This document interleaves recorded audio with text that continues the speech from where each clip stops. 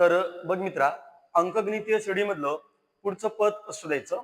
जसं 3, 9, 15, 21 यामध्ये 21वं पद कोणतं असेल? तर बघा बेटा, पहिल्यांदा बघायचं की जी अंकगणितीय श्रेणी आहे ती वाढत आहे. मग वाढत आहे ती कितीच्या फरकाने वाढत आहे? 6च्या फरकाने. ठीक आहे. मग आता या ठिकाणी काय करायचं? तर बेटा पहिलं पद घ्यायचं. पहिलं पद किती आहे रे? 3 अधिक. आता पहिलं पद जर आपण 3 घेतलं तर आणखी समोर 20 पद शिल्लक आहेत आणि गुणिले ही मालिका कितीच्या फरकाने वाढत आहे? तर ती 6च्या फरकाने वाढत आहे.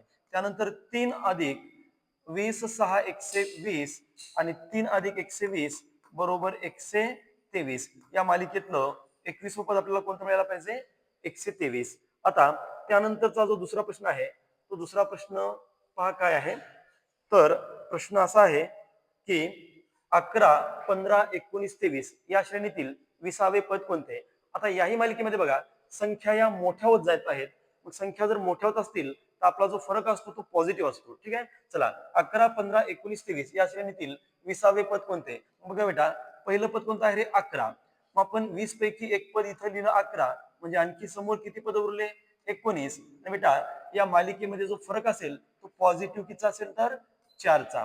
त्यानंतर 11 अधिक 19 चोक 76 आणि 11 अधिक 76 बरोबर किती होणार? 87. म्हणजे या मालिकेमधलं एक 20वं पद कोणतं असेल? तर ते असायला पाहिजे 87. पण मालिका जर ही लहान लहान होत असेल, म्हणजे संख्या जर लहान होत असतील, तर समजायचा जो फरक असतो तो कसा असतो? निगेटिव्ह असतो. ठीक आहे. आता पहिले 2 प्रश्न होते माझ्यासाठी.